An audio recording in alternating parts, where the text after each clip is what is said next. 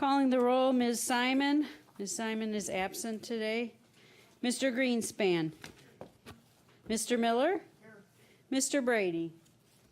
Mr. Brady is absent at the moment. Mr. Germana. Mr. Germana is absent at the moment. Mr. Gallagher. Here. Mr. Schron. Mr. Schron is absent at the I moment. see him coming in the door. Ms. Conwell. Here. Mr. Jones. Here. Mr. Hairston. Here. Ms. Conley. Here, and Shran and Jermaine are here. Thank you, Madam Chair. Okay. You have a quorum. All right. There are a number of distinguished elected officials here, and I understand that some of them are signed in for comment. So do you want to call them up, please? The first speaker is Mayor Lycan. From District 9. Thank you. I'm Earl Lycan, Mayor of Shaker Heights, and I'm here as chair of the First Suburbs Consortium.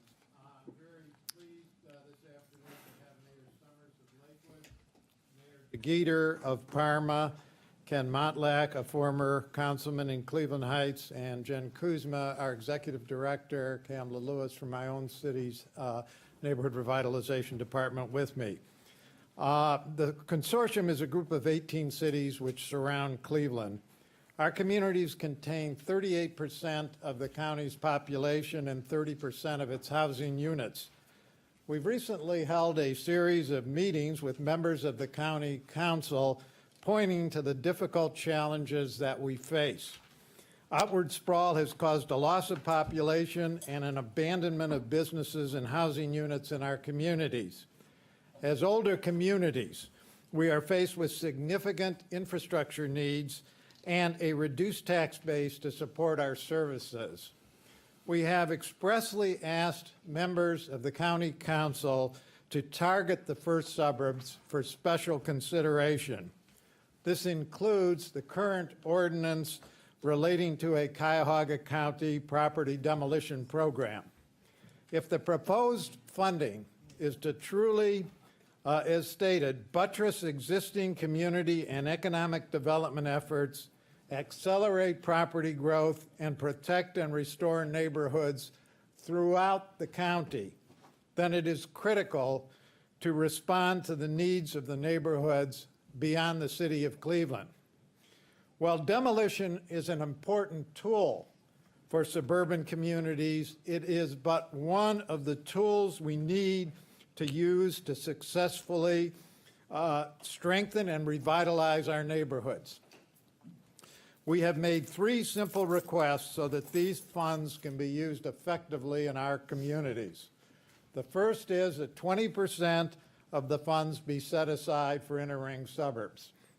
The second is that we have the flexibility to demolish both commercial and residential structures and for residential rehab work, recognizing that each community and each property has different needs. Finally, an extended time of 3 to 4 years to use the funds. These requests are reasonable and easy to adopt. They recognize the needs of Cleveland and others by reserving 80% of the funds for use there, and at the same time give the first suburbs the tools needed to help them. A rigid bureaucratic approach administered from above is not what's needed at this time. Our communities are best able to determine their own needs, and if desired, we can reach an equitable arrangement for dividing the funds among ourselves with broad county supervision of the program, which can continue to be part of this whole structure. We are extremely disappointed at this time to see that none of our requests are granted in the current version of the bill. We strongly urge that the bill be amended to provide for these so that we, as communities that are best able to address their own problems, are equipped with the tools to do so. Thank you. Thank you, Mayor Lycan. The next speaker? The next speaker is Mayor Summers.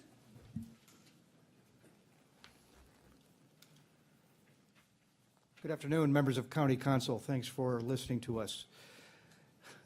We all agree that the broader need in our region probably does, in fact, rest in the inner city, the inner core. But we are here to argue for a small portion, 1/5, to be dedicated towards the 1/3 of the residents who also are in need, but not perhaps as great. 2 points I'd like you to ponder, one of which is in our suburbs, especially, that we have very strategic and very narrow focuses of need. And oftentimes those very narrow focuses, when addressed in a proper and timely manner, can stabilize an entire neighborhood, and they can do it almost overnight. So we're asking for the flexibility that Earl referred to, Mayor Lyken, to give us time to get this surgical approach as opposed to Cleveland's probably more broad-based approach, which we agreed is important. Surgical approach, which takes more time and more finesse to bring about that change.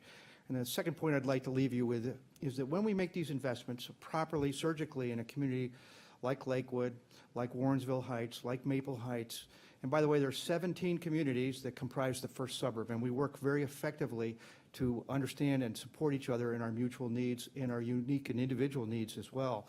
So really, we're speaking on behalf of all 17, but the point is, a surgical investment in our communities can provide an almost immediate return. So part of what our obligation is as public servants is to make investments, which you are considering here. But we also do so with the expectation of getting a return on those investments. In Cleveland, the broad-based approach, as necessary, as we all agree it is, that return is going to be much longer in the making.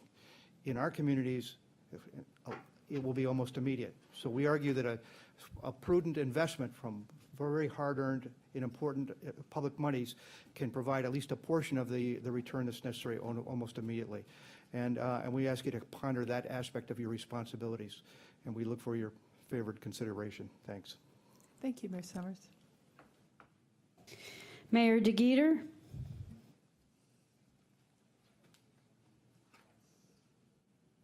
Good afternoon, Madam President, County Council members, my councilman, Mr. Germana. First, let me say thank you for being a regional partner. Parma takes very much advantage of the collaboration offers that the county has. You all should have received a letter dated October 7th, signed by myself and the remaining other members of the executive committee, asking, and I won't re-go through it, but what we're here advocating for. Let me say this, at Parma, and I'm supportive of this demolition legislation, but ask that further consideration be taken before final passage. One, obviously, we're looking to set aside a portion, $50 million specifically for suburban municipalities, those entering suburbs. Although Parma is a CDBG entitlement community, Parma uses almost 10% of its $820,000 allocation solely for nuisance demolition activities. Without the prior support of DTAC and NSC programs, we would not have been able to keep up with the demolition need. Secondly, and this is a recommendation from Eric Toller, the city's economic development director, who works closely with the county land bank and is in charge of our demolition program in Parma. Under section 807.03 subsection C, please look at to revise a maximum award to $15,000 per dwelling, with an additional set aside of $5,000 for each dwelling for asbestos testing and removal.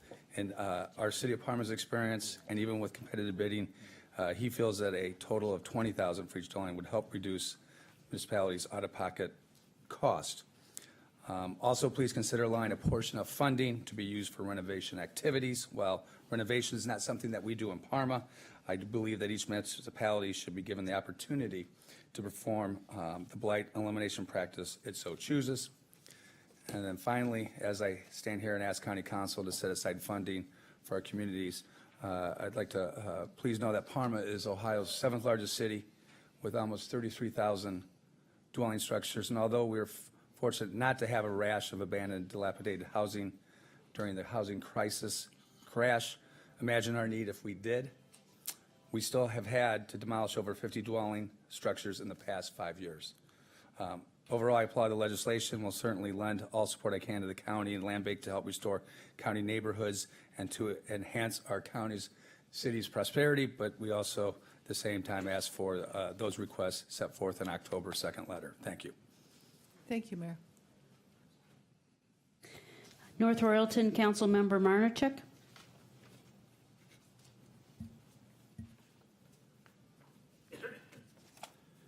Good afternoon, Madam President, members of council, my councilman, Councilman Gallagher. My name is Paul Marnichek, and I'm currently the Ward 4 councilman in North Royalton. I'd like to echo the comments that have already been heard. I do represent a second-ring suburb, but I think that the changes and the requests that have already been made are reasonable. To put it plainly, the better Parma does, which is my community's neighbor to the north, the better my community is going to do. The easier it is for North Royalton to protect property values to continue to have a bright future. So I've been watching your meetings online. I think they're excellent, and this was right up my alley, and I wanted to come and lend my support. Thank you. Thank you. The final speaker is City of Cleveland Director of Building and Housing, Ron O'Leary.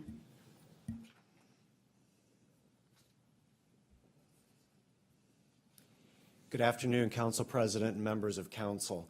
On Mayor Jackson's behalf and Ed Ribka's behalf, I want to thank County Council for considering this issue and providing funds that the City of Cleveland and a number of the other municipalities in Cuyahoga need to deal with the public safety crisis that we have in our cities. The scope of this I've talked to a number of you individually about before and to the council before, so I'm not going to revisit any of the issues of need that the city has, but rather wanted to speak to a couple of specific issues regarding the proposals. One is the cap per unit, the $10,000 cap per unit. Looking at the last program that we used, which was Attorney General DeWine's Moving Ohio Forward program, our average demolition cost was about $7,800 per structure, with a median cost of about $7,100. That was for demolishing at 773 sites in the city of Cleveland. When you factor in the asbestos costs, the average cost rose to over $11,000. So on an average basis, or median basis rather, oftentimes we are under that amount per unit, but sometimes the asbestos costs can dramatically increase the unit cost, and so that was a concern that we had. Second concern is the $100,000 cap per structure, and I understand wanting to deal with as many structures as possible, but there are some times that the city has had a structure that we had not planned on demolishing that became a public safety emergency that we had to deal with immediately. One structure was at 1971 West 85th Street. This was an old manufacturing facility. The roof collapsed on that structure, and we had to demolish it as an emergency in 2006. The total cost for that demolition was $387,000. A second site, which is nearby here, 2121 Ontario. There was a structural collapse at that structure that the city of Cleveland needed to demolish that on an emergency basis. That was $397,000. And then finally, a structure that was a manufacturing facility on East 152nd Street. There was a catastrophic fire at that facility, and the cost to us was $672,000. So while our process is that we do look to take down as many structures as we can with the limited resources available, there are some times that to protect the public, we have to take out these larger structures even when we hadn't planned to do it. So these are some concerns that I wanted to raise with you all, but again, overall, to thank you for your leadership in providing this fund for Cuyahoga County. Thank you. Anyone else? No, Madam Chair. Okay, thank all of you for your input, and we'll move on to the actual item. So do you want to read the item referred to the committee? Anyway, we've got the point of view from the first-ring suburbs on their proposal. Is there any way to ask any questions? Well, I was thinking that we would are go your ahead and vision? read the item and go in for discussion, and then maybe if we have any questions. I wouldn't want them to leave. No, I don't want assume them they to wouldn't, leave, but but I I would just love to wanna- be able to ask some questions as I to. just wanted to get the item on the table, on the procedure first. Okay. Reading into the record, ordinance number 2014-0014, an ordinance establishing the Cuyahoga County Property Demolition Program and declaring the necessity that this ordinance become immediately effective. And I believe that there is an amendment to that item, and I'd like to call on Councilman Jones. There is, Madam President, and let me take a moment just to summarize the proposed substitute. Since our last meeting, we have received feedback from both county departments and various outside stakeholders. This feedback has helped the council staff refine the legislation, which I believe makes it more effective and efficient. Meaningful changes in this proposed substitute include the following. First, this substitute incorporates various technical changes recommended by the Law Department and County's Bond Council to ensure the bond proceeds are used for a valid public purpose. Included in this findings by County Council that a need for nuisance abatement and blight removal exists. Second, this substitute would allow the land bank to play a larger role in administering demolition projects, reserving $9 million of the $50 million over 3 years. This is meant to acknowledge that a meaningful amount of demolition need already exists within the land bank's current inventory. Providing these resources to the land bank, in addition to the municipal application process, will speed up demolition and will provide a countywide benefit in the short term. Like grant dollars, however, these resources may only be used for conducting demolition and must meet the other fundamental requirements of the program, that being blight removal and nuisance abatement.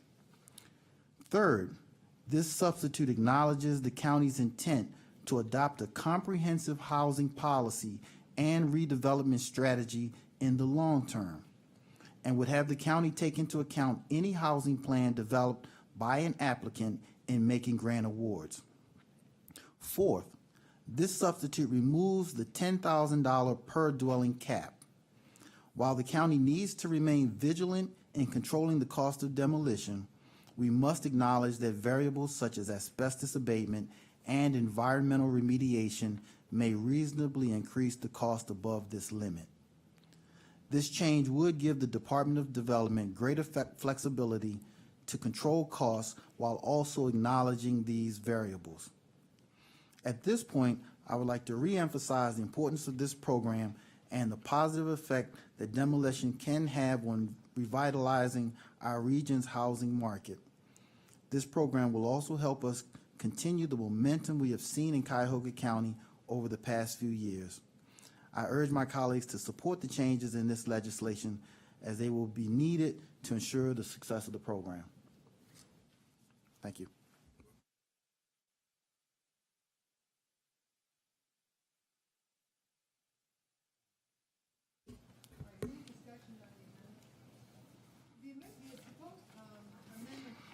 Madam Chair, your speaker's not on.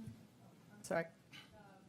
Do we have, they should be in front of you, the proposed amendment from Mr. Jones?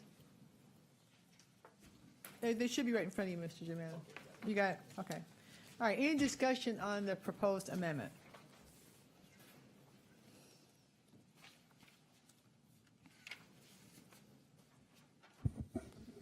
Based on the information we've received from the first ring suburbs, though, I reserve the right to further amend this before we bring this. Oh, to there's the certainly final the vote. Yeah. opportunity to Yeah. have further amendments, but I think that Mr. Jones's amendment really clears up some technical areas. I think if we can, let's go ahead and vote on this amendment. If there's no other objection, then we can move on to any other amendments. Is that acceptable to everyone?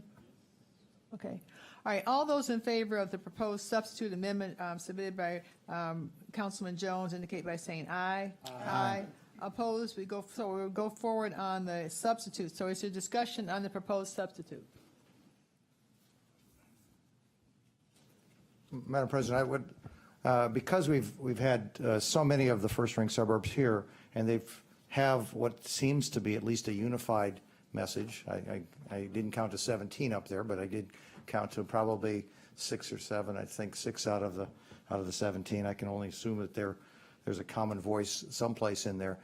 I would be interested to hear, not for the 20% number, because that's a a number that I'm not prepared to support one way or the other at this point in time. But I am concerned about how they would divide up that money within their community. And is it a competitive process? Is it a non-competitive process? Is it all 17 get 1/17? I would love to hear what takes place, because I did go to have a discussion with members of the inner ring suburb, and I asked this very question at the time, and I'm still looking for a response as to what are the mechanics of what takes place should whatever dollar, whether it's $1 or $10 million, how is that envisioned it's going to be allocated? Because it seems to me you're saying that you don't want it being a macro at the county level, but this is a micro macro then within the 17, it seems like. So I'd love to hear how that is thought about it and discussed. Is there somebody who can speak for the group? Well, here's the problem. Procedurally, this is not, or this is sort of for council members, and this is not necessarily set for a dialogue with the, I'll let Mayor Lycan respond, but this really is not the traditional format that we have. Well, we've been able to work, as Mr. Schron indicated, very amicably as a group and very collaboratively. And we did go through an experience where we were asking for certain casino funds. You'll recall our being here in that connection, where we reached an understanding of if we received the funds, which we actually did not, but if we had received the funds, we reached an understanding as to how those funds would be allocated among our communities. And the factors, I can't give you an exact formula at the moment because we haven't sat down and worked it out, but we would achieve a formula and deal with issues such as size, such as need, and other factors to establish a basis on which to divvy up the funds if they were made available to us. We'd also consider, the projects that are available in each community to undertake. But we've done this actually on other occasions as well, where funding was made available to us, not just the casino money. We've done it on other occasions, and I have no doubt that we'd be successful in doing this. Now, I'm not suggesting that the county wouldn't have an oversight role in all of this, and that the county wouldn't continue to oversee what happens to assure that the projects that are undertaken are ones that are likely to be successful, are ones that fit the county's broader goals. The county could continue to play a role, but the first suburbs would certainly be able to successfully reach an agreement as to how to deal with the funds if we were permitted to do so. And because we feel, as I mentioned when Mr. Schron was good enough to meet with us, that we're all big boys and big girls, that we Unfortunately, sometimes we don't play quite as nice in the sandbox. yeah, but we do, and we feel we are best equipped to be making those decisions. Thank you. Great. Mr. Brady wanted to respond. Thank you, Council lady. I think that what I would prefer to see, because we don't really have some kind of a structured meeting planned that the councilman has requested, that the mayors take a look at the substitute proposal. I think that with some dialogue and with a better understanding of what is now on the table, because this has always been a work in progress, and that you may find that a lot of the things that you're concerned about, we're addressing, and to the extent you don't feel they are, then of course we would like to know it. But I would like to have that discussion be a well-informed discussion. So because I've gotten the gentleman from the city was here today. We got an email from the city. They clearly were not up to speed at all on the current proposal. And so would be in a position of, answering questions that have really already been answered, and we could take some significant amount of time doing that. I just want to have the most productive and well-informed discussion we can have, so that we're not talking past each other or having to explain, well, that's not the way the proposal actually reads, it's like this.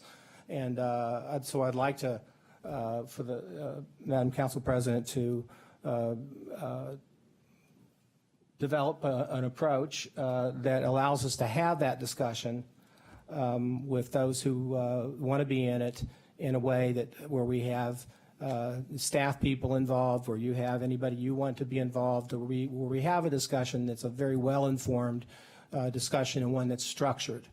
I think, Councilman Sharon, my colleague, that an unfocused, unstructured dialogue would not necessarily be the best way to go about having this discussion. Yeah, the only reason I wanted to bring it up on that, Mr. Brady, on that was because they had presented 3 points that they felt were pretty specific, and I didn't have the definition within my understanding of what they're, I don't think they were as specific to me as what they made it sound like they had point 1, 2, and 3. And with the chairman's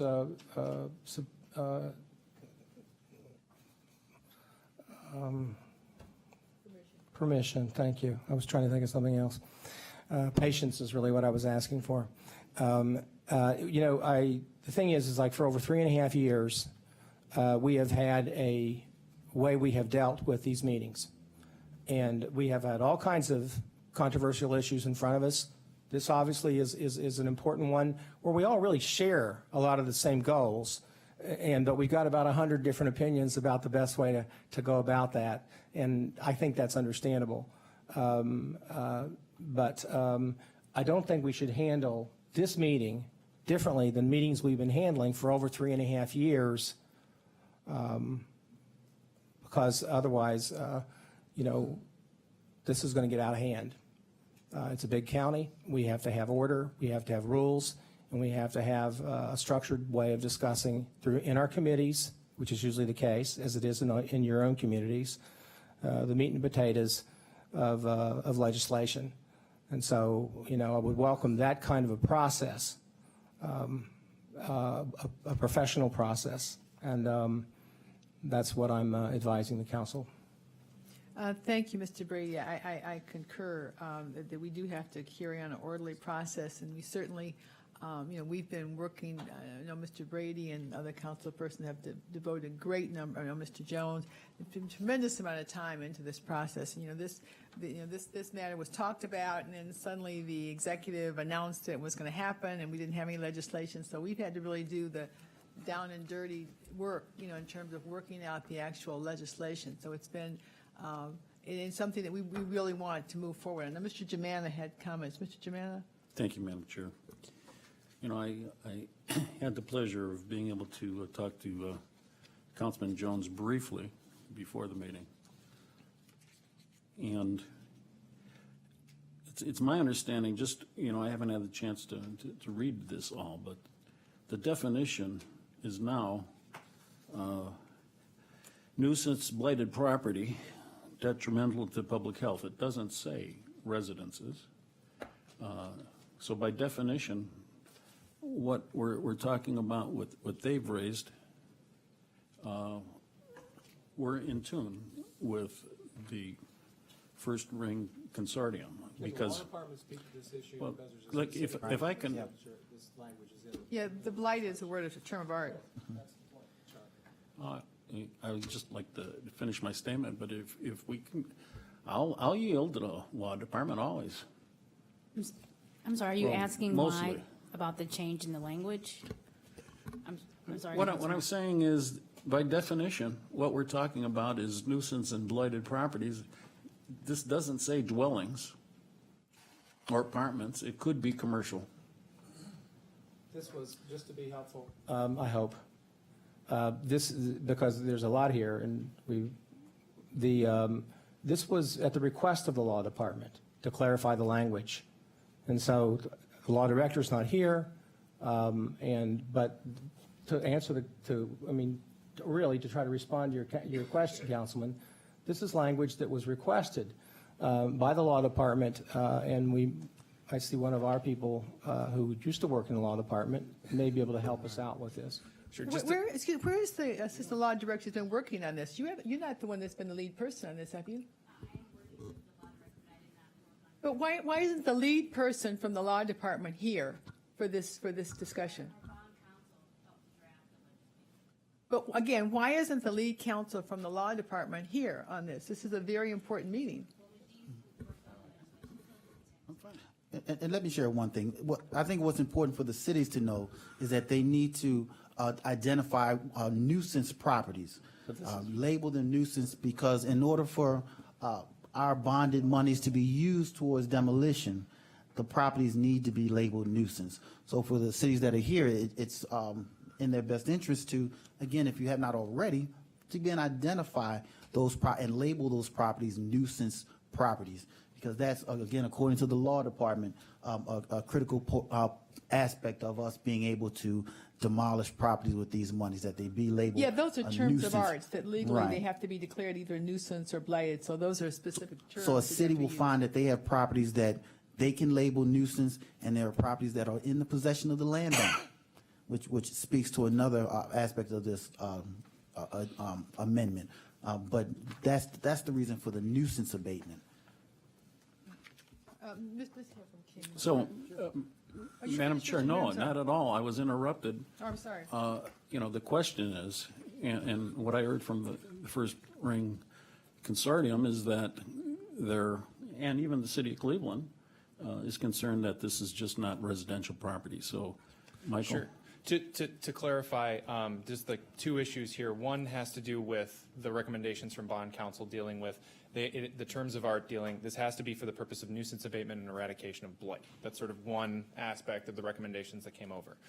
With regard to commercial versus residential, the legislation right now is open to both demolition of residential and commercial. That being said, there is a cap on individual structures at $100,000, which for all intents and purposes is meant to keep it within the realm of residential primarily, but without precluding commercial. The concept behind this being that, large commercial demolition throughout the county can balloon, and you could have, for instance, one commercial demolition that costs $50 million on its own. And the intent of this is to be strategic. It's meant to be wide-based, to address the county-wide problem. And so that was sort of the compromise that we had without necessarily excluding commercial demolition. There still is opportunity for applicants to request commercial demolition. It's just capped at that $100,000. Okay, thank you. So that was my first point. So to the first suburbs consortium, the current legislation solves one of your problems.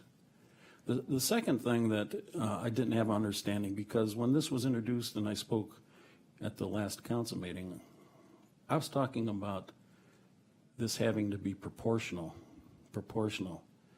But as I discussed with Councilman Jones, really, if there's 17 first suburbs consortium cities, why would you want to limit yourself to 10 million, which is 20%?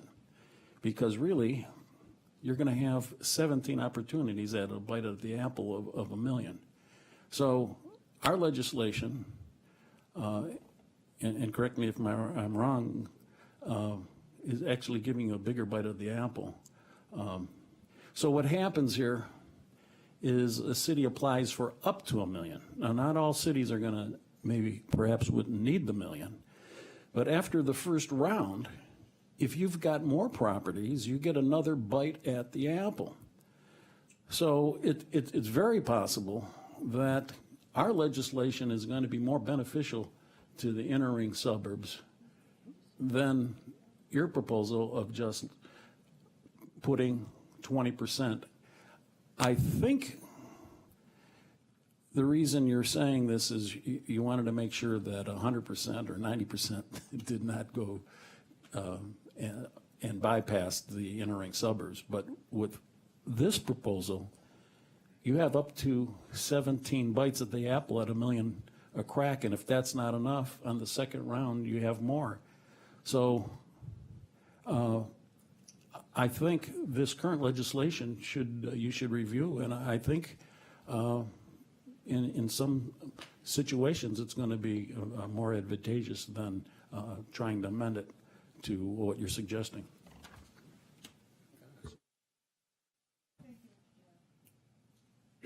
Thank you, Mr. Germain. Mr. Schwan? Yeah, I think that,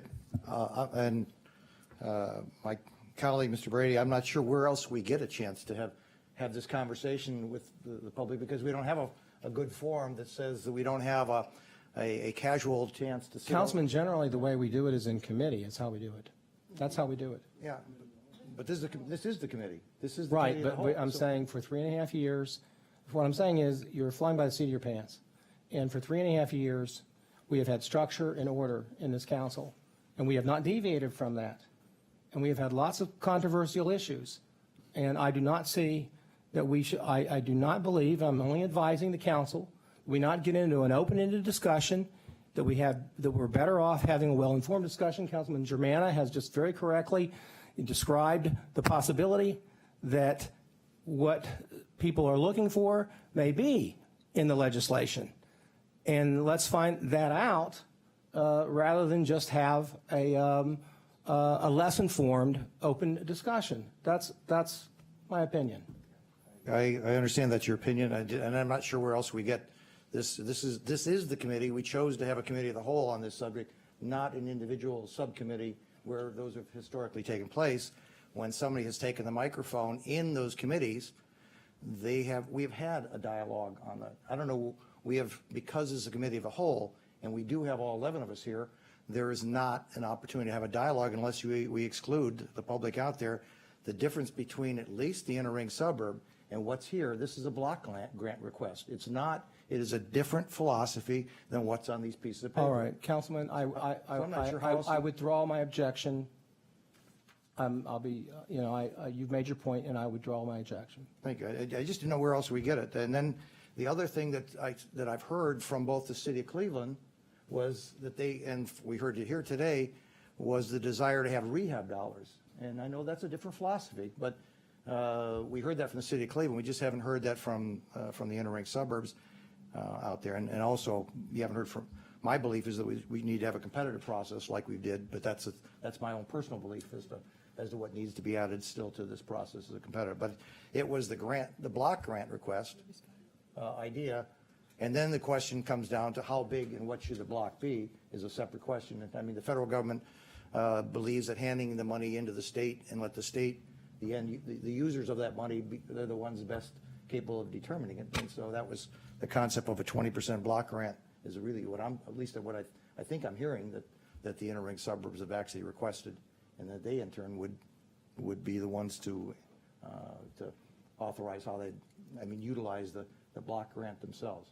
Question of whether do you have 20%, and then how, that was my question, is okay, if you have whatever $1, how do they envision that they're going to break it up once those 17? So I don't know where, that was my only thought about how to get that feedback into this committee. I think Mr. Germain wanted to respond. Actually, Madam Chair, this is a question, and I don't know if the representative from the city of Cleveland can answer this, but I do know on residential properties, I don't know if it's a state law, but I know there's a law that if there's windstorm or fire, a certain amount of proceeds have got to be used and held aside for demolition. And I'm just wondering if that affects this at all, our legislation. That's a nuisance abatement, isn't it? Can we get a response from? Go ahead. Council, thank you. I wasn't sure procedurally. Madam President, of the council member, I think what we're discussing is the fire escrow fund. And in the revised code, the section dealing with fire insurance requires that a percentage of any fire insurance proceeds go to the local government. The formula is, I believe, 2/13 of the proceeds It might be 2/15. Who came up with that number? I don't know. It's one of those ones you look at it and say, I don't know how they came up with this. But that's only for fire insurance proceeds, so that are paid out. So things like windstorms and other types of insurance, there isn't that provision. It's only fire insurance. And then we hold it as the local government until the structure is either demolished or rehabbed. If we have to expend funds either for board ups or for demolition, then we take the money and apply it to that. If there's excess, we return it to the insured. If there is not enough to cover it, then we send the property owner the bill for the difference. All right, and so we have now the proposed substitute amendment. And I understand that there were councilpersons that had some other suggestions that they wanted to offer. Well, we haven't voted on we did vote on the proposed substitute, so that is the issue on the floor. So my question is, I understand that there were councilpersons that had some other suggestions relative to amending the proposed substitute, and if you wanted to state your arguments or state your positions.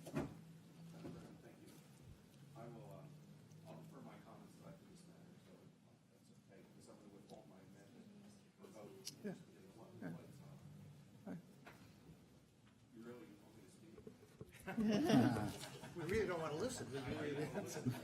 We got a kill button that's over here. This is yours? Yes. Mine. Test. My point is I'll defer the introduction of my amendment, but I would like an opportunity to discuss it at a later point in this meeting. Why don't you go ahead and just throw out the general parameters right now? Okay. Well, I've got actually a prepared, I'll read a prepared statement, which usually I don't do, but I felt it was important to do it now. So my amendment has absolutely nothing to do with the programmatic concept of what we're discussing here, but merely on the financing side. And so I'll go ahead and read this statement. As my colleagues know, I usually don't do that, but I want to make sure I hit the points that were important, that I felt were important. Clearly, we have a need that has to be addressed, and in all candor, this need is greater than $50 million. Some estimates have it as high as $350 million. I do believe that there's general consensus that this is an issue that has, and if not addressed, will continue to impact our communities. Okay, so you're being handed right now a copy of the amendment. My proposal does a few very critical things, but most importantly, it creates a self-sustaining program. First of all, it changes the financial basis of the program from a grant program to a forgivable, no-interest municipal loan program. Fundamentally, principal payments will be paid to the county if, and only if, which is an important key, if the city realizes property tax collection increase, and only then 50% of the increase in any given cycle. In so doing, the city will have an opportunity to realize increases in their cash flow and satisfying their obligation. Once a loan is paid in full, the city will retain 100% of the increase. This will allow the city to use its 50% to hire police officers, firefighters, pave roads and sidewalks, and focus on economic development issues, just to name a few. If at the end of the forgivable loan term, any or all principal is outstanding, then that balance is forgiven. I mentioned the self-sustaining program. Here's what I meant by that. The county will, out of its increase in property tax collections, match the debt repayment and deposit those monies into the demolition fund. This will perpetuate the fund to address the need we all know is greater than $50 million. Finally, if a community is in financial distress, as determined by the Auditor of State, at the time of the loan, their loan will be forgiven and they will not have any debt repayment required. We did this as with the road repavement program a few months ago. This concept demonstrates a responsive and responsible program to address the issue. I understand that some communities would rather receive a grant versus a forgivable loan. That's understandable. I too would like to be in that position. But this program, as a grant program, is not sustainable and does not address and does not contemplate funding a large part or possibly the entire programmatic solution. This amendment moves us in this direction. I get it. This proposal was dropped in our laps in February and presented to us like a tweet, 140 characters and no substance. I actually refer to this and other pieces of legislation as Twitter legislation. If not for the leadership of Dan Brady and Pernell Jones, we wouldn't be sitting here today discussing it. It would be shelved as it was from February until now. We are here to proactively address this issue. We play a very important role in addressing this issue. We must be responsive to needs and responsible with administering taxpayer dollars.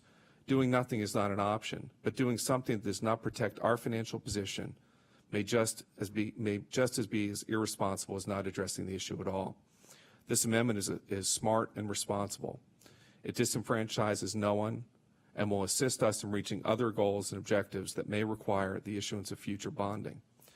Plainly speaking, with this, we're bumping up against a $150 million bonding debt service limit that was explained to us by the county's fiscal officer.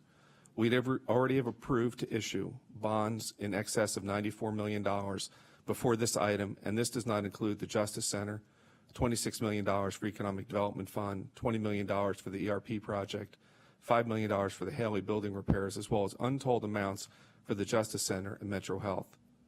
What we know today totals an estimated $196 million in upcoming bond issuance. This amendment may provide relief to the debt service limitation. And I further go on, assuming this would be presented, I urge all of your support. I will not be presenting this today because I believe that I still have some more work to do to convince some of my colleagues of the relevancy and importance of doing this.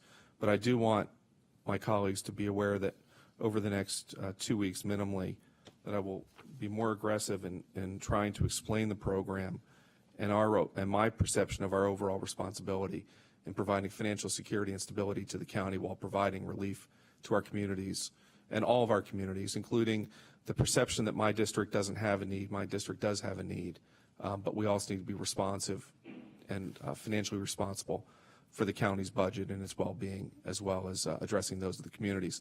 I believe this proposal, which you now have in front of you, it has not changed since I believe it was sent out September 22nd.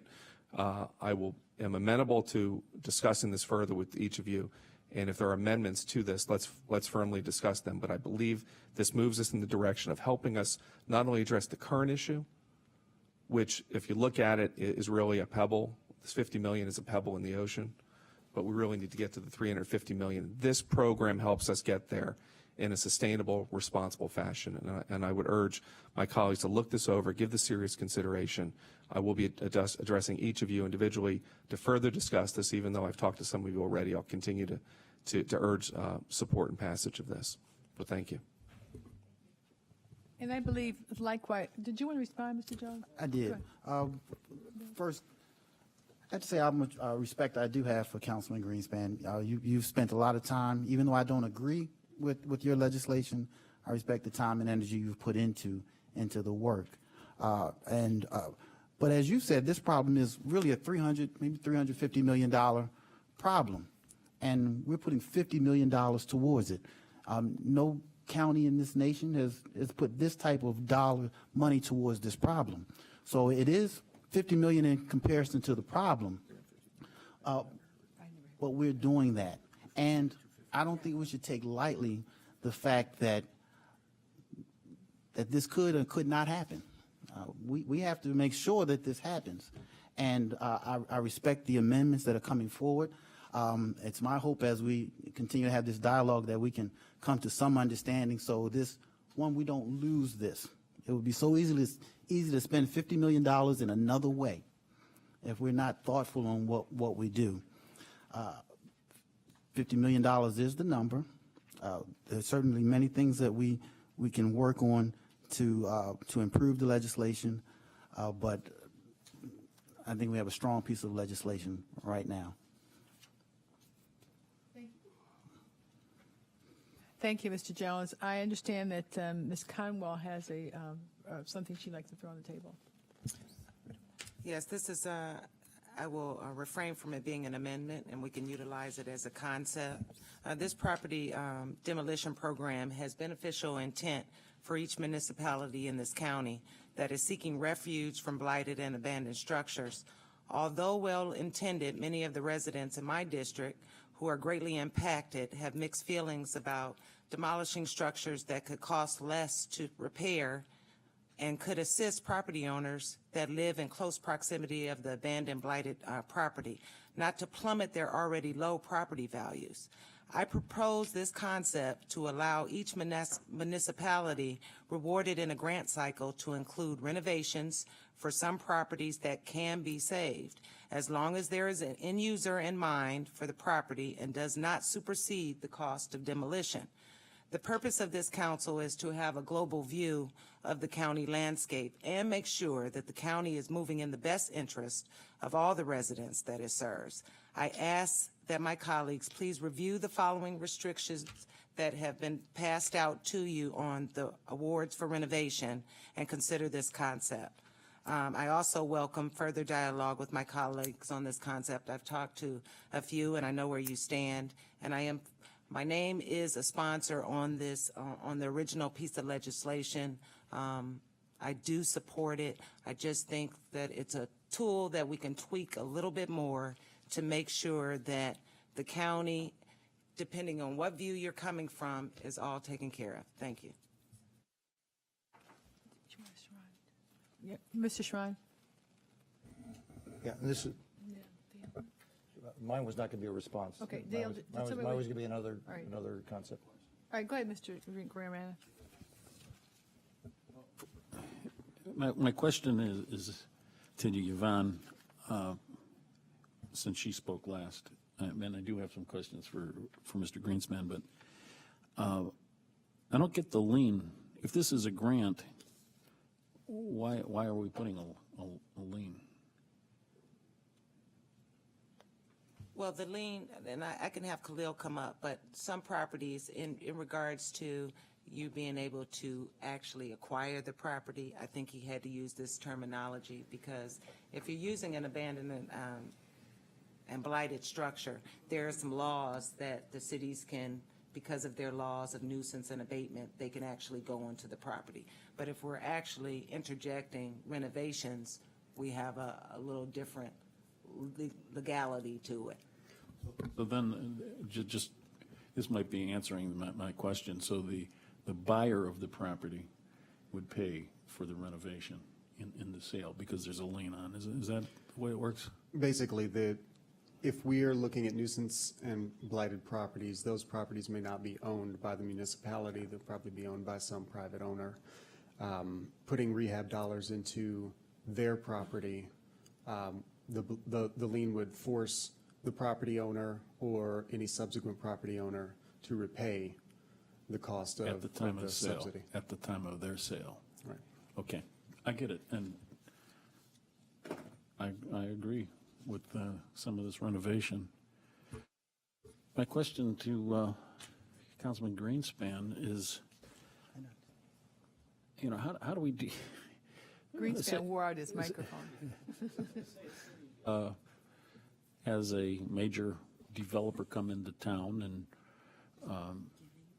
build something that's going to increase, something of substance, is going to increase their tax base. How does that relate to blighted properties? I mean, it isn't you're actually, when you demolish properties, you're reducing the tax base. Right. How's that going to be determined? Well, the increase in property valuation that I'm talking about, as far as dedicating to repay this, is not tied to any specific parcel within any community. So it's the overall property valuation, the aggregate. Because if the argument is that by demolishing a parcel, that it either stabilizes the community or stabilizes the city, obviously depending on the size of the city, demolishing 15 homes in Cleveland, say in Purnell's ward, is not going to have the same, or Purnell's district, is not going to have the same impact as demolishing 15 homes, say, in North Olmsted, as an example. So obviously there's an immediate stabilization that would take place. The expectation is of immediate stabilization. The also expectation is that it would benefit the entire community collectively. So the sooner, so in your example, if there's a major developer that goes in, and let's say that community X has a $100,000 loan within this program, or in this grant program, and within 2 years, as a result of this, it makes their community more desirable, and a developer goes in and wants to build a large-scale development and as a result, their property valuations go up, then we could directly draw a correlation from the fact that the demolition had an impact on the developer's decision to move in, or residents or occupants of those dwellings to find that community more desirable. So it's an indirect correlation, but it does directly impact the ability of those communities to repay the obligation. Look, the expectation is we want that debt to be paid back as quickly as possible, not only so we satisfy the debt obligation on our books, but so the community realizes its benefit of participating in the program and removing blight, stabilizing the community, increasing property values. The one point I want you to consider, and this doesn't have to be immediately, but a lot of times the cities to get a project and make some kind of attractive concessions, and perhaps you can consider that, because the city may, you have they're setting aside some money to attract that investment in property, and before they repay, when you consider the 50%, maybe what the city has offered, they could recoup that before you start splitting the dollars. Just to think that over.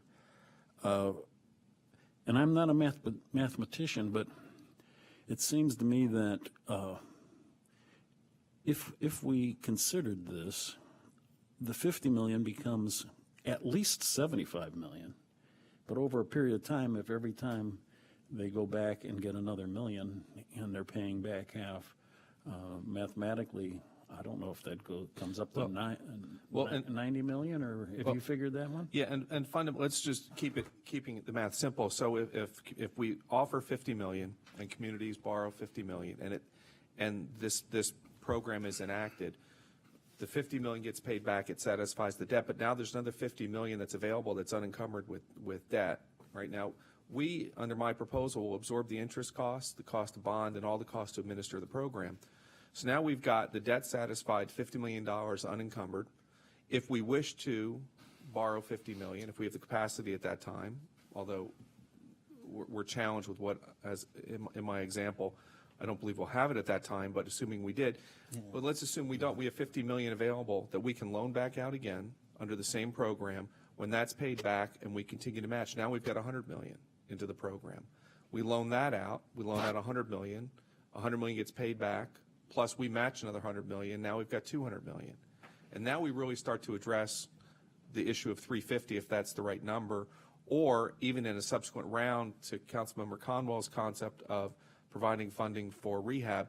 Now there's more opportunity to do some more creative items, but I do believe demolition needs to be addressed first. But to your point, we do address the issue of how this money multiplies and becomes self-sustaining, and realizing that our portion of the property taxes collections that we receive is about the same as a city. So we are sharing in the upside under my proposal, but we under the current proposal are sharing in 100% of the risk. Madam President? Okay. Go ahead. If the real problem is $300 million and we're putting 50 towards it, I don't think the city should have to give anything back.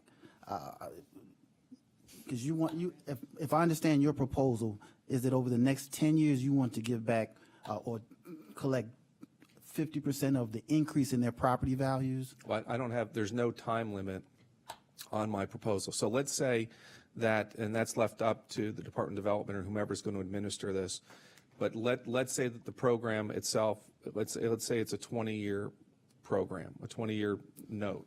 Okay, so over the next 20 years, if the city borrows $100,000 over their first $200,000 in property tax appreciation over whatever period it could be a year, it could be 5 years, it could be the 20. Over their first $200,000, they would give us, they pay their debt back, pay half that they borrowed, they would keep the other half. And then at the end of 20 years, let's say that they don't realize $200,000 in property tax appreciation, they pay back $100,000 in debt, then they pay back, there's nothing left to pay back, it's forgiven. Again, we're talking about 3 years, in the neighborhood of 3 years worth of demolition, and then over the next 20 years or whatever that time frame you said, we want to share 50% of their property taxes, property tax increase. Until the debt's paid off. Until the debt's paid off. Those dollars would be better used, reinvested back into their communities. That's where those dollars should go. We will not impact our bond rating. We are certainly pushing our capacity, but we're still within our ability to still operate county government, even if we give $50 million to the community. It's not the first time we do it. In fact, we do it all the time. You know, we don't collect back from children who are aging out and say, well, after all of the county dollars we have given to you, we now need 50% of your income. But we also don't bond out. Mm-hmm. We also don't bond out. We also don't borrow money to give money away. We have given enough money away throughout and if we're talking about giving it away, we've done enough that we can do this and help the communities to meet their own critical services by not requiring that they pay these dollars back. Well, and that's why my proposal is to pay 50% back over the period so the communities have an opportunity to invest the money into their communities and at the same time pay back their debt. And how do you attribute the increase in property values to the 3 years worth of demolition over 20 years? I mean, in your own district, Westlake probably has an increase of property values of maybe 1-2% over a certain time period on a regular basis without any demolition. Mm-hmm. You know.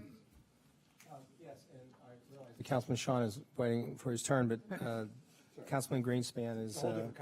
Yes, right. So we start talking about 5 things at once. We're going to have trouble here. First of all, again, really want to commend Councilman Greenspan on putting in a lot of time and thinking through a proposal and having an alternative proposal that is a thoughtful one and is something that makes anyone stop and say, okay, I should take a look at this. It's my concern is that this sort of turns what we're trying to do upside down in a way. That it's more likely that the more affluent communities would be in a position to borrow money. It's less likely that the poorer communities would be in a position to borrow money. And as the councilman said, if they're having to choose between other vital city services and being able to borrow money, they're less likely to do it. So my basic concern is not to put the conceptual part of this, and which I think might be apply to other efforts that we might want to make in the future, but that I'm not sure it will work. I'm not sure the cities will borrow the money to do this. I'm not sure even the entire city of Cleveland will borrow the money to do this. And if the most hard-hit communities are not able or willing to be part of this program, then there's no point in having the program. There's no point in having it. And so, you know, that's my concern. But I do want to say that you've put in a lot of thought to this, and you present it very well, and it's compelling. I'm just afraid it won't work.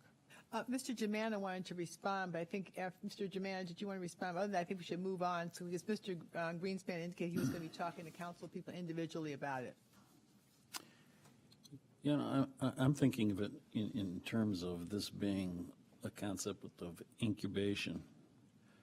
And so the multiplier is even greater than what I was originally talking about.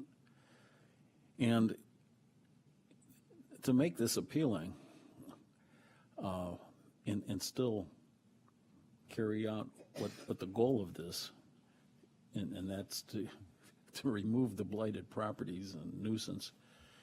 You know, if the payback goes to that same city so that they could reuse these funds for this purpose, how can they be against that? Okay, it's almost like, I hate to bring the analogy of insurance in, but you have cash value insurance. I know. Okay, and you take a loan, you pay it back. That loan, you're paying back yourself, and so, you know, if a city knows that paying back this loan is just going to their city and not someone else, I just got to think this through. But in that regard, cities should happen to love this, knowing that the loan that they're paying back is to themselves so that they can continue to solve the problems of their city. Well, let me, if I could, just to that, and we can end this part of the discussion here. If there are amendments like that or discussion points like that that move my colleagues closer to this concept, present them to me. We all want the same thing. I just want to make sure we get there in a sustainable fashion, not only for the program, but for the county's own financial wherewithal. And I'm concerned with this and with what we've already approved in debt service. We're already bumping up against the 150 before we get into some other critical issues. This would I believe, and I'm doing some research on this, that's why I'm not presenting it today, might give us an opportunity to free up the 50 million because it's not tied directly to, because its repayment method is tied differently than to general fund dollars. So if you've got ideas, please bring them forward. Call me, send me an email. We'll be able to work through some of this. Right. Thank you. Thank you. Mr. Schrein. Thank you, Madam President. And I wanted to see how this all came together because my comments deal with supporting the concept of a strategic plan, and I think that the words are used here to say it's a strategic plan, and I compliment that.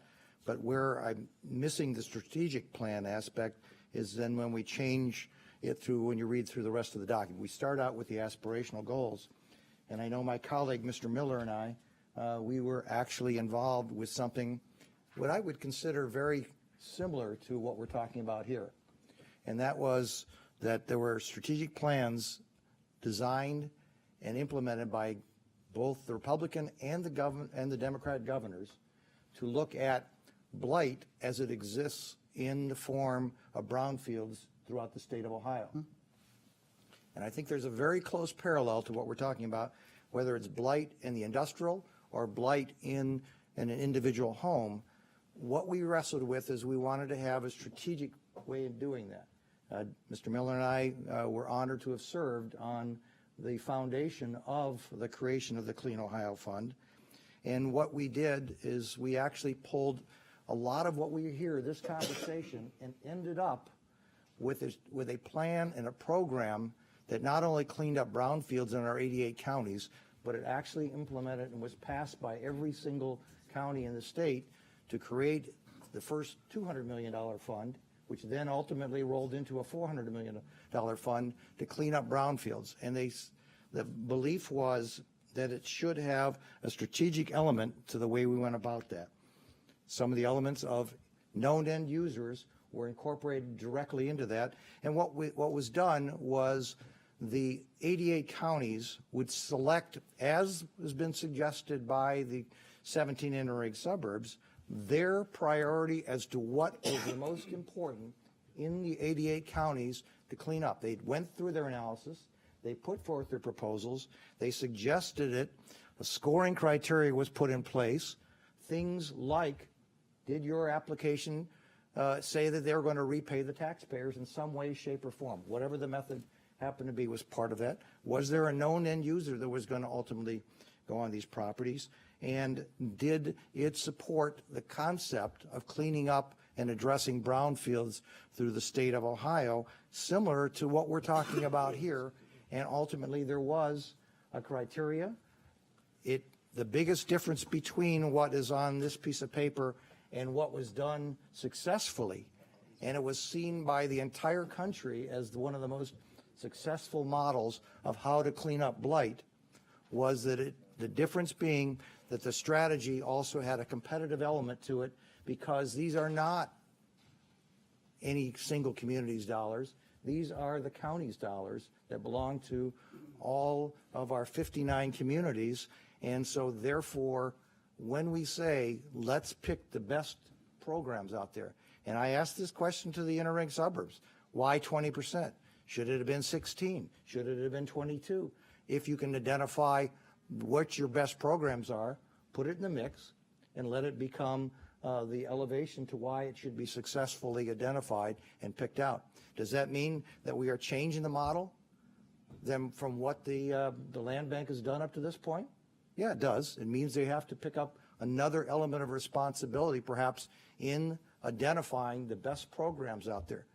But by the mere fact we're talking about a $50 million program, we're breaking the mold. This mold didn't exist. We were never given $50 million into this mold. So I really think it's time for us to look at this. And I've never heard the $350 million number. I've only heard, I think, I've only heard $200 to $250 million. Not that I wanted to mean any of those numbers, but if we can strategically identify and let the communities put forth, and what it might mean is that, I'm sorry, Mayor Lyken, it might mean that your proposal for Shaker wouldn't be as good as somebody else's proposal of using this $50 million. And if ultimately we are here for the good of the entire county, then we should all be prepared to accept that, because you might even come to that conclusion within the 17 of you that yours isn't as good as North Royalton or something else, and how you do that. And so I really think that without competitive process and analyzing what are the best places to spend the dollars, look at what's happened to the dollars as we spent them, and it's the private sector has stepped up around the Cleveland Clinic. You can see the growth of the housing stock and how we've demolished blighted property, and it's growing, and now it's extending into East Cleveland. The private sector has caused those dollars to respond, but here we're talking about public dollars, and as I think I've alluded to at times, would the best place to be spending it around Max Hayes as a high school, because that's going to be a cornerstone for East 65th, or West 65th in our community. And would it be best to spend it around some other part of the community? And ultimately, that $50 million we know is probably as the highest is going to be is 25%, and maybe as low as 20%. But what it will mean is that those 20% dollars were truly spent, as your vision was, in a strategic manner. And it might mean that some of the communities get zero. If the best strategy is to put it into my neighbor's property, I should be happy that it ended up in the neighbor's property, and not necessarily because I would have got dollars off the table. And if we truly are here for the good of the whole of this county, then we should be picking the best programs, the best process, not necessarily something that's for your individual community. And if you can't stand here and say, I'm here for the good of the entire county, then I think we have the wrong mission out there as far as even these members. And I'd be willing to bet that even the 17 communities would stand up and say, I see what you did, I see your analysis, and I truly can understand why this community was better. I put forth my proposal, just exactly what was done in the Clean Ohio Fund. And there were communities that lost. But when it came down to analysis, there were goals, there were objectives, there were standards, and everybody knew what was going to take place. And I think that I know that Mr. Miller and I look back at that as part of our finest hours, when we were able to have that impact across the state on the Clean Ohio Fund. And it was bipartisan. It was done in support of all 88 counties, and the best and the brightest came to the table with their proposals. So you're going to see me making that suggestion to actually add a competitive element to it, not because it takes away from what you're doing. It actually complements, I think, what you're doing. So that will be what you'll see coming from my suggestion. Well, Madam President, I expect as cities apply that they should have a vision for what they expect this demolition to do in their cities. This money is here to help stop the drop in property values that we're seeing in our county. But your brownfield remediation illustration is actually perfect when we talk about the need for 100% of this money to go towards demolition. In brownfield remediation, who does it? The government. These industrial companies are not spending money to clean up the chemicals in that ground first. There's no profit in it. So economic development slows down where the ground has not been remediated, where the chemicals have not been removed. So the same illustration is taking place right here in the blight. If a private sector company has a choice between two parcels of land, one that has pretty green grass on it and one that has a blighted building, when they decide to develop, which one are they going to choose? They're going to choose the one with the pretty green grass, because they don't want to spend the $10,000 or maybe $11,000, as Cleveland said, with asbestos. They're not going to choose that property to develop on. So economic development slows down and lags on those properties. So if private sector is not going to do the development, the rehab, and the demolition, then who's left to do it? That's the government. That's us, city, county, state, federal. We have to take on that responsibility.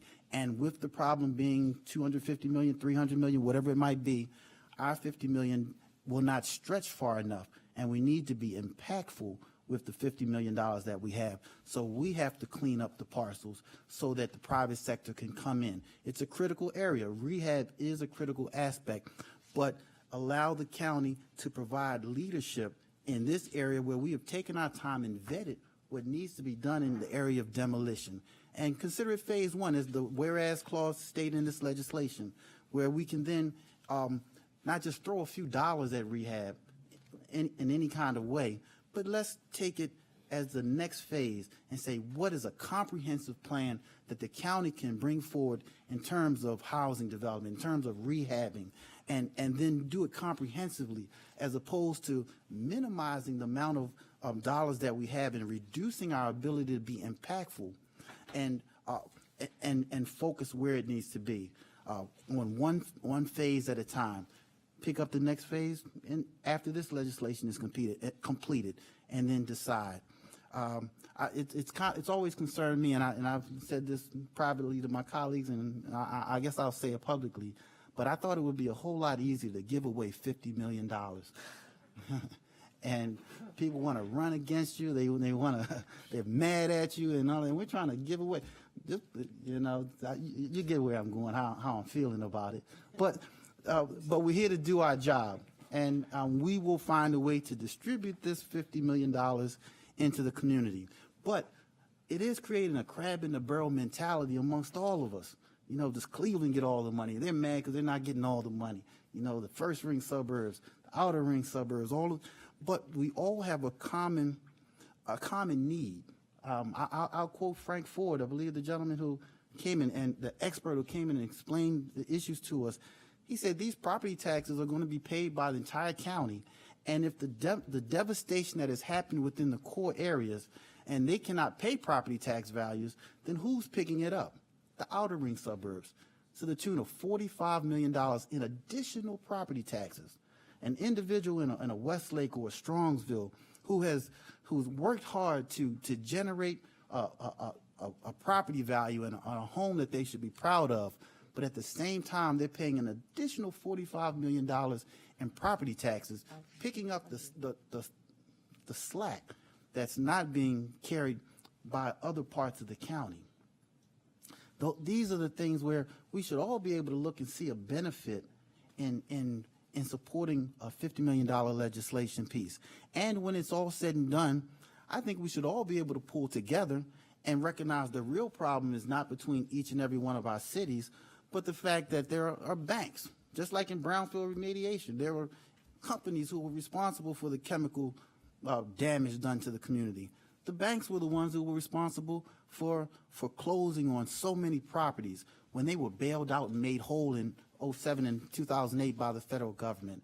They were made whole, but then each individual was still struggling or having walked away from mortgages and all that we're dealing with now, the foreclosure crisis and earthquake that is rippled throughout all of Cuyahoga County. They've all been settled by the Department of Justice, all filed lawsuits and have lost, and there are hundreds of millions of dollars sitting and waiting, and it's only going to take a bipartisan effort to tap into these dollars so that we don't have to fight amongst ourselves over a few dollars. That is a continuing plan as opposed to simply using our own money over and over. Let's tap into the money that should rightfully be going to be towards fixing this problem. So that is a bipartisan effort that I could support and get behind, where we get more than $50 million. Let's get the 250, 300, or as Councilman Greenspan says, $350 million. I'd be happy with that dollar amount. But that's where I believe we should be putting our energies. All right, Mr. Germana has a question, and then Mr. Miller. Yeah, my question, Mr. Jones, is the way I understand it, this substitute legislation is 100% for demolition. There's not one penny for rehab. And That's correct. Do you just care to comment if there wasn't a certain percentage, why shouldn't we have a certain percentage for rehab? Every dollar we take away from demolishing is one less dollar that we have available to be impactful in protecting the property values of this county. Okay, it does not mean that rehab is not a critical component of what needs to be done in this county, but it deserves much more time than to say, well, let's pull $2 million and put it over there. It requires a much more thoughtful conversation. It requires leadership from this council, from county government as a whole, and not a simple pull out of a few dollars that are really needed to even be impactful in the very first phase, which is demolition. Without the demolition, then you can't get to rehab. So we have to deal with that first, and then have the full conversation we're having now around rehab. Mr. Miller wanted to be heard, but Mr. Shrine, I think we just wanted a follow-up question, then we'll have Mr. Miller.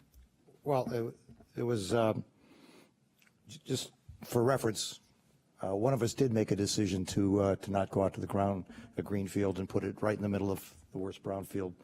So I'll at least put that clearly on the record as being one who did that. But the idea of a comprehensive plan where we have not brought in the concept of the banks at this moment, we have not brought in the concept of future builders who are going to build on that site, the concept of the other components that maybe would make that back alive and well, seems to me that is exactly what needs to be done. You don't, at least as I would see a plan, you don't have the comprehensive plan follow the action steps of spending potentially. This might be our one shot at spending $50 million. And if we spend it before we've ever put the comprehensive plan together, we will probably have had the cart way before the horse and find out to get that next $50 million will not exist out there because we'll have already spent it. And perhaps we are spending it in the wrong places because we have not gone to the extent of having that comprehensive plan. And I think it probably is easy to give away the taxpayers' money if we want to identify it. It's just a matter of if the problem is a $250 million problem or 200, we know that we're going to have an awful lot of taxpayers that are disappointed because it did not work the way that we envision a comprehensive plan that might come down the road. The time for the plan, whether or not we have end users, whether we have the banks involved, whether we have somebody that wants to redevelop that real estate, whether we want to have rehab included, the comprehensive plan should come before the dollars start to get spent, because the dollars, once they're spent, will be impossible for us to get them back, and all we'll do is look like we missed the chance that we have right now. I know that there is a desire to move this along and to get it through because it potentially has been on our desk for a while, but I think the comprehensive plan is a better place to be right now and before you start spending those dollars, because once they're spent, they will be forever gone out of this county's budget. Mr. Miller has been waiting patiently. Mr. Miller. Madam President and my colleagues, I want to thank the colleagues, my colleagues, the sponsors, for their diligent efforts. I think we have come a very long way on this legislation. And I do want to bring to everybody's attention item number 4 on the top, very top of page 6 of the substitute, where it says that among the things that we ask the communities that receive grants to do is to make a commitment, and it says to take or refrain from taking any action that may adversely affect the tax-exempt status of any bonds issued by the county or to fund the property demolition program. And I realize what we're trying to say here, but the way it reads is that we could be asking people to take an action that would adversely affect the tax-exempt status. And so for that reason, I would like to move to amend that item to read, a commitment to take any action needed to protect the tax-exempt status and refrain from taking any action that may adversely affect the tax-exempt status of any bonds issued by the county to fund the property demolition program. Mr. Miller, I appreciate your point, but would you have any problem with us having the staff write this up and circulate it, and we could consider it before this comes on for third reading? Because I kind of have a problem with it's a long piece of legislation, and we start interspersing, different things today, and we may not get the wording right. So would you have any problem with that? That'd be fine. Okay. Yes. First of all, in response to the councilman's suggestion, at first glance, I think it's a good suggestion. Okay. So, while I agree, though, that, if we start just kind of slapping this thing together, it could be, might not be the way we want to go about it, but I have to say, I think it's a good suggestion. And finally, my last word, on this is that actually I think that, it's a comprehensive plan, and there's a comprehensive plan. For almost a year, at least, this has been discussed throughout the community. Lots of people, lots of different opinions, lots of people who are very well, have spent a lot of time in this area, have differing opinions on how to go about this. I've never viewed this as something that would be a political win. And one of the first conversations I had with someone about this, I told him, no matter what we do, there will be people who honestly disagree with it. There will be people who completely disagree with it. And even the people who are glad we did it will think we should have done it a different way. And it doesn't matter how we do that. Now, it's not an excuse for just, having a program and saying, well, anybody's going to oppose it. But I am concerned because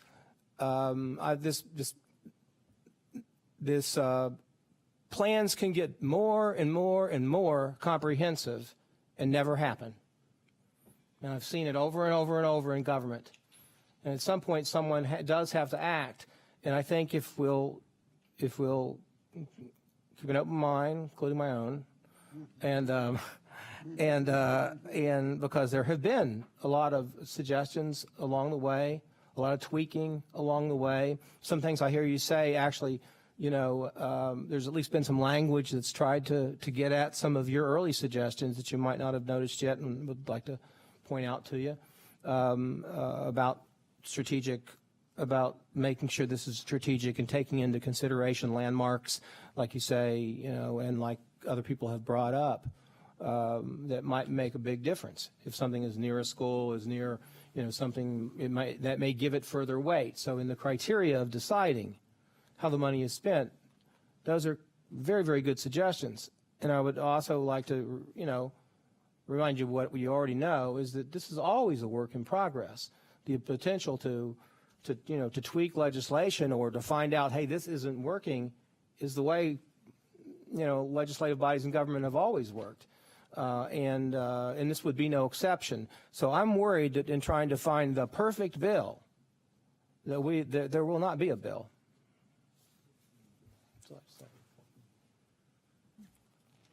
Is there any further discussion on the Jones proposed amendment? Yes. I'm sorry, Madam President. In going over this and hearing the discussion from our friends, do you have the substitute out there? You don't have that?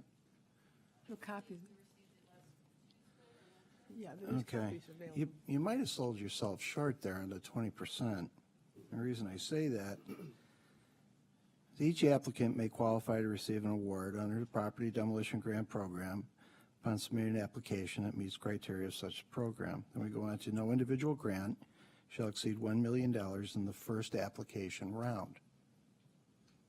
And as each city can go for $1 million, first round. Department of Development may increase or decrease the maximum grant amount subsequent rounds, providing, however, that no individual grant shall exceed $2 million in any round. Yeah, but don't we have to promote it? You're probably looking at a heck of a lot more than 20%. Okay. if you meet the criteria and move forward. So just on its face, you'd say you were successful under 17 cities. You were successful in the first round, 17 million right off the bat in the first round. That's more than 20% right there. So as the rounds go on, as it sits right now, you sit in a pretty good position. So to add the 20% in there, you might be selling yourself short.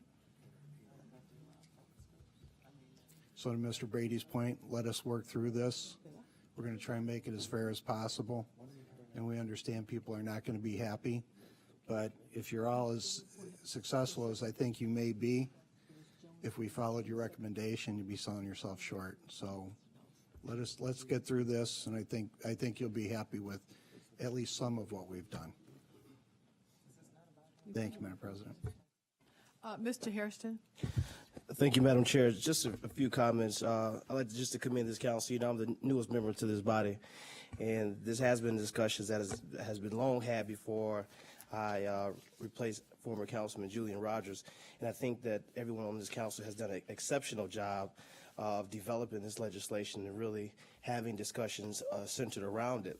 To Mr. Gallagher's point, especially to my former councilman from Cleveland Heights, I think that with this 20% set aside would be selling yourself short, and that in the whereas of this legislation, it explicitly states that we intend to take initial steps toward the creation of comprehensive housing policy and redevelopment strategy. So this body is understand that redevelopment is also a priority to deal with the opposite side of the blighted homes that our community face, with those that may need to be rehabbed. That we are not saying that we will not deal with that. That this is the first step in doing that. If we take funds away and we set aside funds to simply just put there to please the suburban communities, that it will not be the right thing, and for long-term purposes, the best thing to do.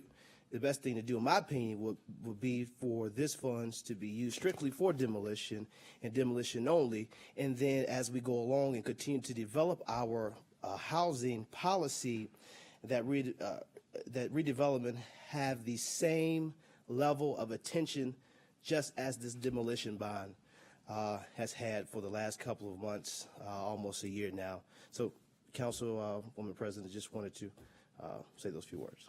All right, we've had a number of discussions regarding the, which is the Jones substitute, which is now actually our formal ordinance. And I think that I think you should move this forward for a second reading tonight, and then we still have an opportunity for other amendments to come forward. We can consider those in the next 2 weeks, any other further discussions. So move. All right, so it's moved by Mr. Hairston to move forward for second reading. Is there a second? Second by Mr. Jones. Any discussion? Yeah, Madam President, is it the intent that we would be voting on this in No, the it's- final legislation in 2 weeks? It is our anticipation that we vote on the final legislation in 2 weeks. Would there be no other opportunity for public participation or anything like The that? public has every opportunity to come to our meetings, to submit information. We've had, we've had hearings on this before. This is, I think, our second or third, at least second meeting on this. And, we will entertain any other amendments from the body between now and the next meeting. So all those in favor of moving for second reading, simply second reading tonight, indicate by saying aye. Aye. Aye. Opposed? All right, the ayes have it. The amended item will be on for second reading tonight. Madam President? Yes.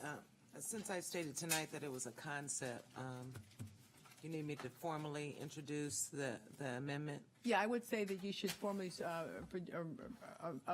produce it and circulate it to us. And I'll do the same. Okay. All right. And then Mr. Miller's item also, he's going to prepare, I'm sure Mr. Miller will have it done by tomorrow, right?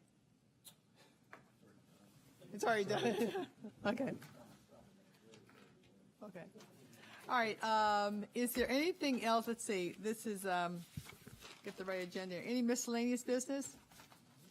Any public comment unrelated to the agenda? All right, if not, I think all of the public officials, yes. Probably there's more than 3 microphones on, right? Okay, somebody turn off the microphone. All right. All right. All right, I'd like to thank all the public officials. Okay. No. All right, thank you, Councilman. All right, if there's no further business before the committee of the whole, we stand adjourned until 5 o'clock for our regular meeting.